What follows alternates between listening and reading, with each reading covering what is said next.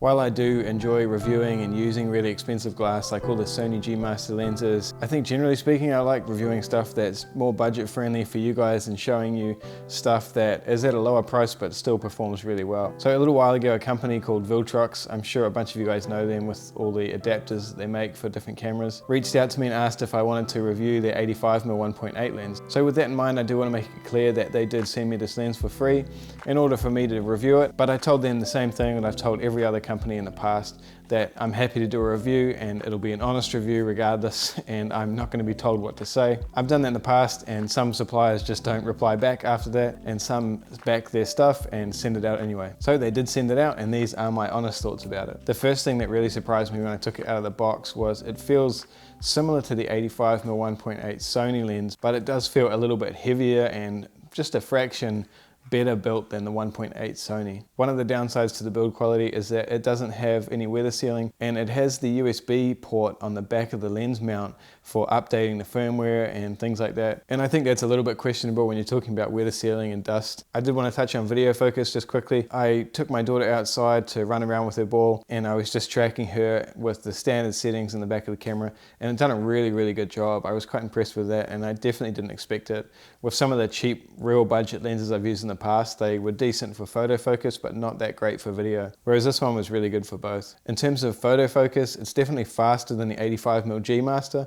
I'd say it's probably about the same as the 85mm 1.8. I think the only downside with the focus that I found was when I was using continuous IAF, and as soon as you take a shot and get that real short screen blackout, it would just stutter back and forth a little bit. It didn't seem like it was affecting the shots. Most of the ones I went through were in focus, just as I would expect from any other lens, but it definitely feels like something that's in the firmware and can be fixed with an update, and probably need to sort that out. The next thing I noticed was the image quality. I have to admit I didn't have really high expectations with it because it's just such a cheap lens. It's even half the price of a Sony 85mm 1.8. You know, I didn't have high expectations, but as soon as I took a few shots with it, I was like, wow, this thing is actually really sharp. As soon as I was playing with these files and looking in the back of the camera, I definitely had to just upload them to Lightroom and just have a look closely at 100% and make sure what I was seeing was right. But it's definitely very impressive in terms of sharpness. No issues there at all. All of these photos that you're seeing will be in a download link below, so you guys can just download them for yourselves. Don't take my word for it.